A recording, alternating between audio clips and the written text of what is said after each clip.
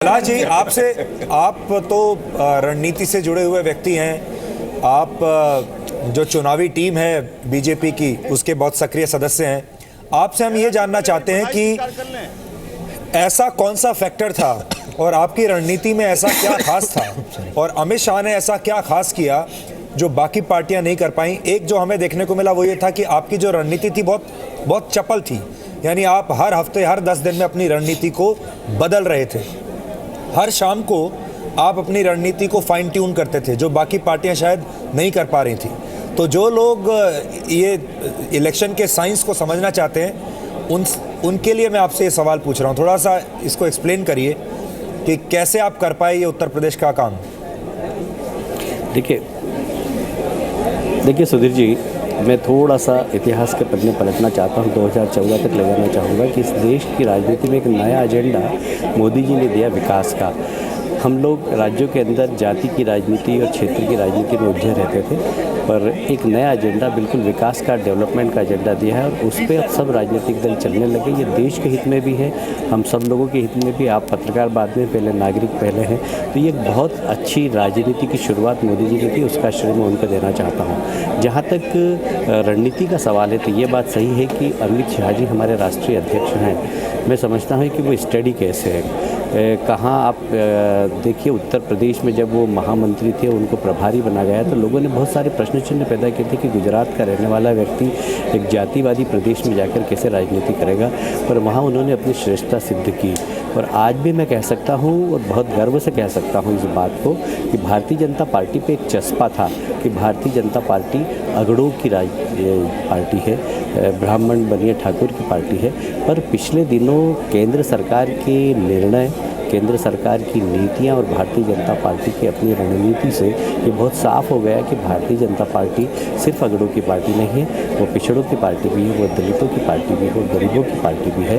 तो ये एक रणनीति का हिस्सा रहा और इसमें हम बहुत बड़े सफल रहे। जहाँ तक प्रतिदिन हमारी राजनीति, चुनावी राजनीति का सवाल है तो ये बात बिल्कुल सही है। अमित शाह जी सारा अपना चुनाव प्रचार अभियान समाप्त करने के बाद पूरे प्रदेश की समीक्षा करते थे जहाँ जहाँ चुनाव हो रहे हैं, और यहाँ भी ये भी तय होता था कि यहाँ पर सभा करने कौन जाए, तो एक एक चीज़ को अपने किस कार्यकर्ता का कहाँ पर उपयोग है, इस बात का बहुत ही अच्छी तरीके से विश्लेषण अमित भाई करते थे। और मैं कह सकता हूँ कि उनकी रणनीति जी कैलाश जी, अपने दर्शकों को भी हम बता दें कि बनारस में 8 में से 7 सीटों पर बीजेपी लीड कर रही है और बनारस जो है वहाँ नाक की लड़ाई थी, क्योंकि प्रधानमंत्री मोदी की कॉन्स्टिट्यूएंसी है बनारस। और आपने देखा होगा आखिरी 3 दिन प्रधानमंत्री ने बनारस में बिताए, और अगर हो सकेगा तो हम आपको तस्वीरें दिखाएंगे कैसे इस देश के प्रधानमंत्री बनारस में, हमने उनको गलियों में पैदल चलते हुए देखा,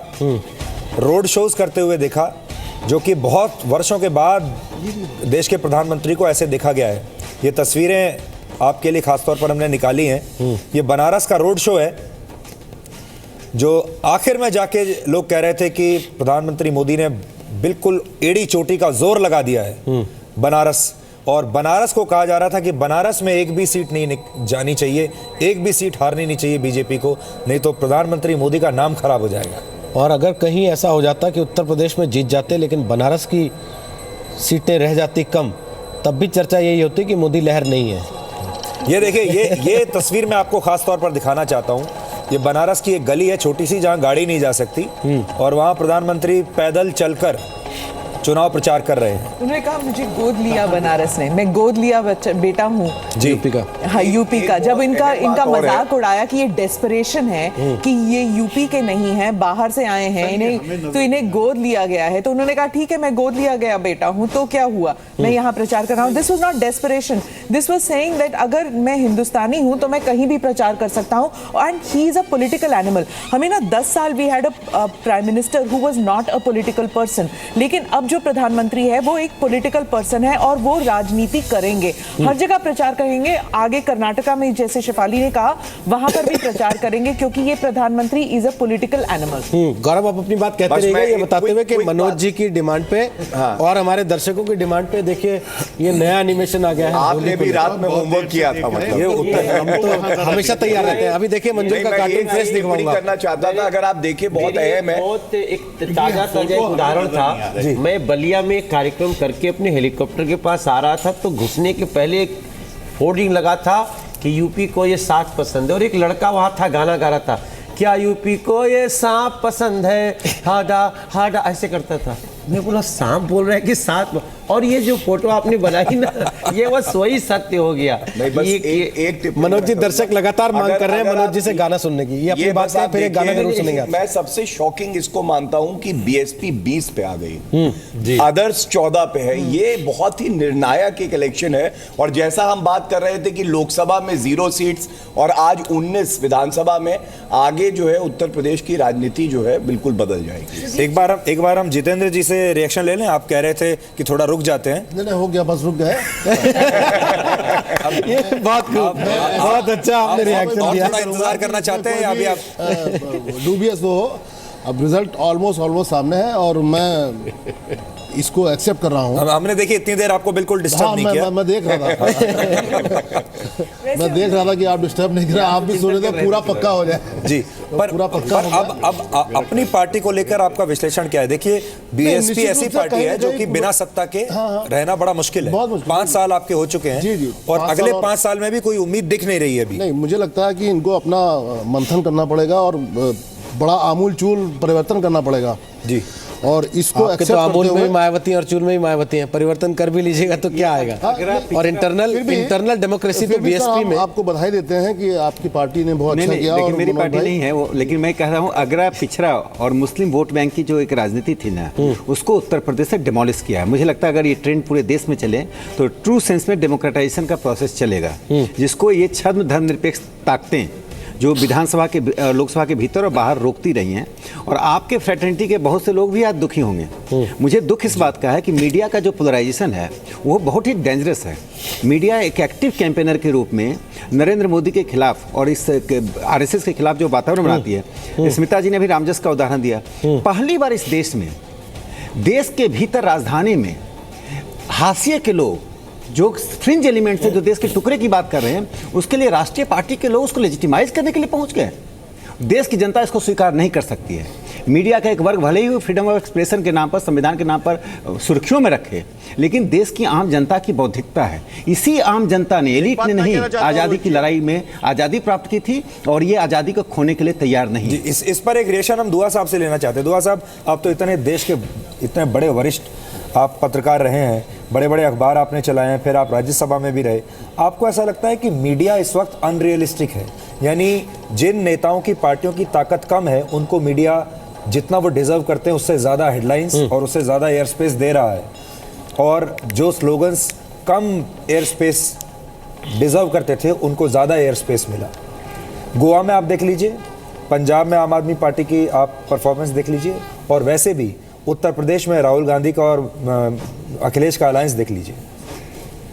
इतना अनरियलिस्टिक नहीं है मीडिया जितना कि आज के फिगर्स प्रूव करेंगे। और मीडिया इलेक्शंस टाइम में हमेशा गलत रहता है, हमेशा। पहले भी गलत था, अब भी गलत है। इसका कारण क्या देखते हैं? क्या लोगों ने cut off and they get carried away with the statements of the spokesman. जो कि स्टेटमेंट होती हैं उसको खबर बना देते हैं, लीड बन जाती है कि स्पोक्समैन ने ये कहा।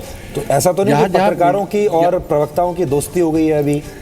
ये गौरव भाटिया बैठे हुए हैं, ये हर जगह होता है, और भी हमारे प्रवक्ता मित्र बैठे हुए हैं। वो मीडिया बाहर नहीं निकलता, सिर्फ स्टूडियो में रहता है और जाके अपना होमवर्क फोन पे खबर ले लेता है। लेकिन पॉलिटिक्स पे भी ये है, जो पॉलिटिकल लीडर्स होते हैं मीडिया को उस वक्त ऑब्जेक्टिव गिनते हैं जब उनकी तारीफ की जाए, और जब उनकी तारीफ नहीं होती वो कहते हैं ये बायस्ड हैं, मिस्चीवस हैं, they are on the other side. तो ऐसा नहीं होता। लेकिन मीडिया का जो एक्सपोजर पब्लिक के साथ कांटेक्ट है वो कम होता जा रहा है, और उसकी वजह ज़्यादातर टीवी में है। प्रिंट मीडिया इतना ख़राब नहीं है जितना कि टीवी है। जब साथ जाता है सरकार के, कोई भी सरकार हो, चाहे कांग्रेस की हो, इंदिरा गांधी की हो, राजीव गांधी की हो, साथ मिल जाता है और एक प्रोपेगेंडा का एक जरिया बन जाता है। साहब एक बात ये है कि नहीं, न्यूयॉर्क टाइम्स भी क्यों फेल हो रहा है? हाँ जी, अमेरिका की भी मीडिया इतनी अनरियलिस्टिक क्यों हो रही? मेरे ख्याल से लेकिन मीडिया फेल नहीं हो रहे, बल्कि मीडिया का चरित्र बदल गया। मीडिया भी मीडिया का चरित्र बदल गया। सवाल असल में यही था हमारा। मीडिया का चरित्र बदल गया है। मीडिया प्लेयर बन गया है खुद। नहीं, मीडिया देखिए, अब देखिए ईमानदारी से गौर करना चाहिए। कभी अखबार के मालिक सीनियर एडिटर होता था अखबार का, उसके हिम्मत नहीं होती थी कि एक जुमला कह दे। आज मालिक के एडिटर बने हुए हैं। यही मैं कहना चाहता था कि आज मालिक एडिटर बने हुए हैं। दूसरी बात क्या है कि क्या मीडिया के पास, क्या हम ये समझते हैं कि मीडिया, पॉलिटिशियन या कोई भी कि ये देश की जनता से बड़ा है? वो क्यों पता चलने दे आपको कि वो किसको वोट दे रहा है? सीक्रेसी है। आपको ये गलतफहमी क्यों है कि इलेक्शन के पहले आप जान जाएंगे कि वो किसको वोट दे रहा है?